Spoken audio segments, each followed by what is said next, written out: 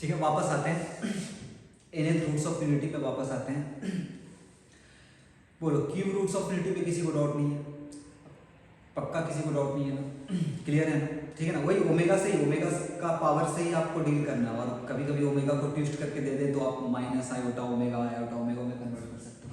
Anyway nth roots of unity भी कुछ बड़ी चीज़ नहीं है, मैं बस आप थोड़ा सा कॉन्सेंट्रेटेड रहना और थोड़ा फास्ट लिखना, ठीक है ना? लाइक आज खत्म करना अपने को।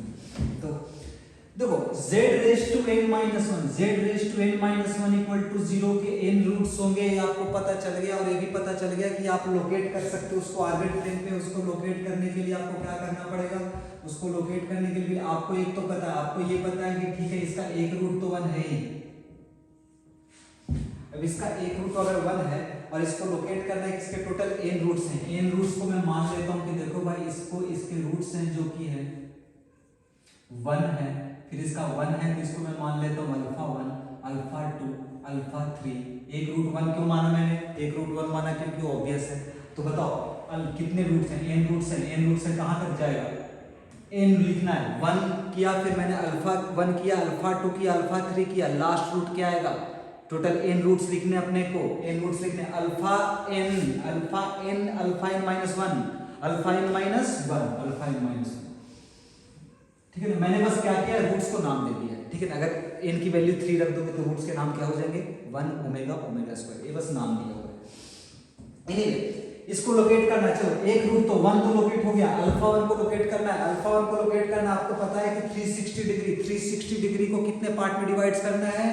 n पार्ट्स में डिवाइड करना है। आपको 2 पाई एंगल है, 2 पाई एंगल को आप n पार्ट्स में डिवाइड करोगे तो एक सिंगल पार्ट कितने वैल्यू का होगा? 2 पाई अपॉन n। यहां से 2 pi upon n angle measure किया और ये पॉइंट जो लोकेट किया ये आपको मिल गया, सेकेंड रूट मिल गया। कौन सा सेकेंड रूट मिल गया? आपको मिल गया, हाँ रूट लिखने भी आना चाहिए। मॉड 1 है, मॉड 1 है और इसका आर्गुमेंट कितना हो जाएगा? इसका आर्गुमेंट कितना हो जाएगा? इसका आर्गुमेंट हो जाएगा 2 पाई बाई n। अल्फा 1 मिल चुका है, अल्फा 2 इसके टोटल आपको पता है n टुकड़े करने हैं और हर गैप कितना लेना है? 2 पाई बाई n का। इससे 2 पाई बाई n चले जाते हैं, अल्फा 2 मिल गया। अल्फा 2 की वैल्यू आपको बोलनी पड़ेगी। अल्फा 2 की वैल्यू आ जाएगी, बताओ, e रेज टू आयोटा। कितना आर्गुमेंट? 2 पाई बाई n इतना और 2 पाई बाई n और आगे निकल गए, 4 पाई बाई n। अल्फा 2 आपको मिल चुका है। अल्फा 3 इसी तरीके से मिल जाएगा, जहां भी आए।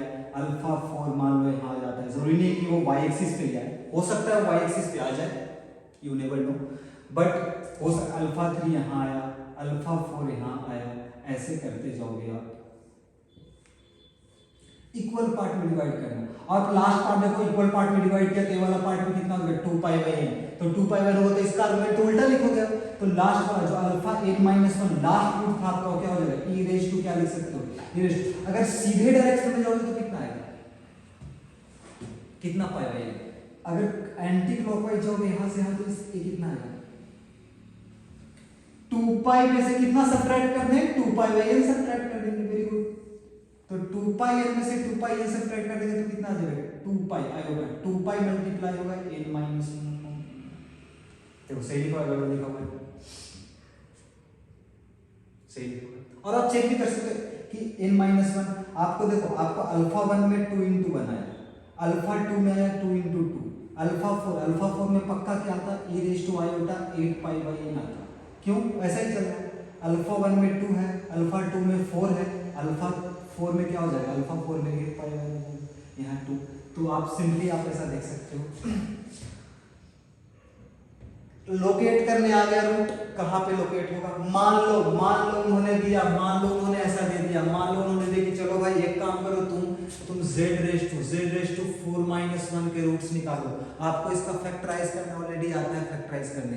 चलो यूनिट सर्कल पे निकालते हैं, यूनिट सर्कल पे निकालते हैं। कितने पार्ट में डिवाइड करें? 4 पार्ट में। 4 पार्ट में डिवाइड करेंगे। पहला पार्ट तो 1 फिक्स्ड हो गया, सेकंड पार्ट 360 का अगर 4 पार्ट डिवाइड करोगे तो आपको पता है कि 90 डिग्री आएगा, 90 डिग्री आएगा। एक रूट यहाँ आ गया, इसके कोऑर्डिनेट 0,1 आयोटा थर्ड रूट यहाँ आ गया 1, फोर्थ रूट यहाँ ये माइनस आयोटा, 4 रूट इसके मिल गए, 1 आया, -1 आया, आयोटा आया और माइनस आयोटा आया, ये चारों रूट। अगर आपसे पूछ दिया जाए चलो भाई ऐसा एक काम करो, z रेज टू 6 - 1 के रूट्स बताओ भाई, z रेज टू 6 - 1 के रूट्स बताना है। अगर आपको 360 को 6 पार्ट में डिवाइड करेंगे तो आपका आएगा π/3 आएगा, π/3 एंगल पे डिवाइड करते जाते हैं, π/3 पे फर्स्ट एक तो 1 आ गया आपका, पहला रूट तो हो गया, π/3 60 डिग्री करेंगे तो देखो 60 डिग्री करेंगे तो क्या आ जाएगा, ये π/3 आ जाएगा।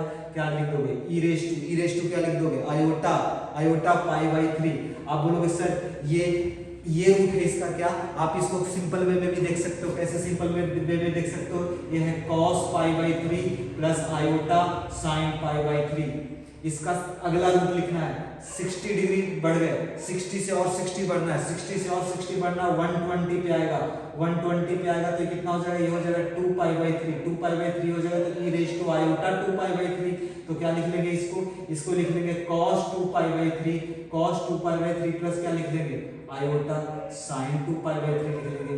60 प्लस 60 फिर क्या आएगा, 60 120 प्लस 60 180 आया तो ये क्या आ गया, ये -1 आ गया। आप देखो इसमें -1 सेटिस्फाई करेगा, कर रहा है। 180 के बाद कहाँ आएगा, 180 के बाद आएगा 240 पे आएगा, 240 के बाद कहाँ आएगा 300 कहीं इधर आएगा और उसके बाद वापस क्या आ जाएगा 1 तो वापस आएगा। तो पहला रूट यहाँ मिला, सेकंड रूट यहाँ मिला, थर्ड रूट यहाँ, सॉरी फर्स्ट रूट यहाँ नहीं मिला, फर्स्ट रूट तो आपका ये फिक्स है, सेकंड रूट ये है, थर्ड रूट आपका ये मिला, फोर्थ रूट आपका ये मिला और फिफ्थ रूट आपका ये मिला। कुछ गड़बड़ हुआ है, हाँ गड़बड़ हुआ, क्या गड़बड़ हुआ, ये मिसिंग है। फोर्थ रूट आपका यहाँ मिला, फिफ्थ रूट यहाँ मिला और सिक्स्थ रूट यहाँ मिला। और ऐसे आप रूट्स लिखते जाते हैं। आपको क्या करना है, आपको तो e raise to iota theta लिखना है, e raise to iota theta लिखना है। और थीटा क्या करना है, थीटा 360 के इक्वल वाले पार्ट से ऐड करते जाओ, आपको रूट्स मिलते जाएंगे। ठीक है, अब इसको आप थ्योरी बना सकते हो। इस चीज को थ्योरी कैसे बना सकते हो आप, आपको बोलो फटाफट। इसको मैं नहीं मिटाना, ये वाला पार्ट।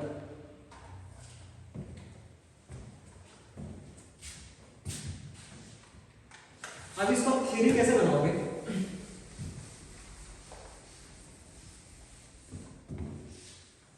देखो आपको पता है कि 2π/n है, ये 4π/n है, तो आपको पता है 1 है तो 1 को क्या लिख सकते हो, 1 को आप लिख सकते हो, कुछ नहीं तो 0 लिख सकते हो, और 0 में कुछ भी मल्टीप्लाई करो तो चलेगा। तो 1 0 इंटू आयोटा तो अलग रख लो, 0 अलग रख लो, 2π/n है। सेकेंड रूट क्या है, सेकेंड रूट आयोटा 2π/n है, 2π/n में कुछ नहीं मल्टीप्लाइड है तो मैं 1 कर देता हूँ। फिर थर्ड रूट क्या है, e raise to iota 4π/n है, 4π/n को मैं 2π/n को अलग कर देता हूँ, 2π/n को अलग कर दूंगा तो क्या आ जाएगा, 2 आ जाएगा। ट्रेंड समझ आ रहा है, e raise to iota 2π/n, अगला रूट क्या होगा 3 होगा। देखो लास्ट में ये फर्स्ट रूट है, ये सेकंड रूट है, ये थर्ड रूट है, ये फोर्थ रूट है। फर्स्ट में 0 है, सेकंड में 1 है, थर्ड में 2 है, फोर्थ में 3 है, लास्ट रूट आपको पता है क्या आने वाला है, 2π/3 में क्या मल्टीप्लाई करोगे, n - 1 मल्टीप्लाई करोगे, देखो ये वाला रूट है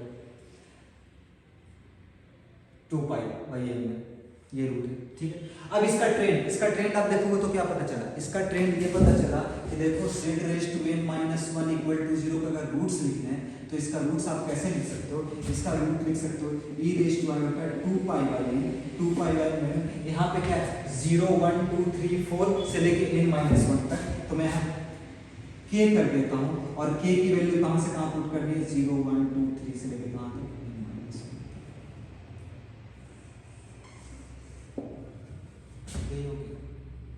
आयोटा 2π/n, n कहां से आया, n पावर है, k कहां से आया, k की वैल्यू 0 से स्टार्ट करके n - 1 तक लिखनी है।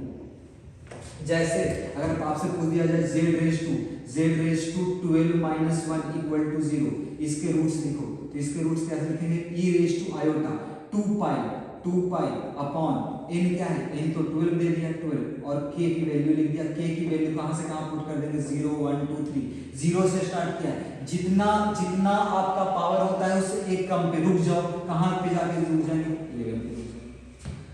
क्या इसके रूट्स लिख सकते हो 11 अलग अलग लिख सकते हो, अलग अलग लिख सकते हो। क्या करना है, 0 पुट करना है, 1 पुट करना है, 2 11 पुट करना है, और पोलर फॉर्म को आप यूलर फॉर्म को आप एलईडी पोलर फॉर्म में कन्वर्ट कर सकते हो। ठीक है, तो इसके ऐसे रूट्स आए, कोई इशू नहीं आनी चाहिए इसमें, किसी को भी इशू नहीं आनी चाहिए।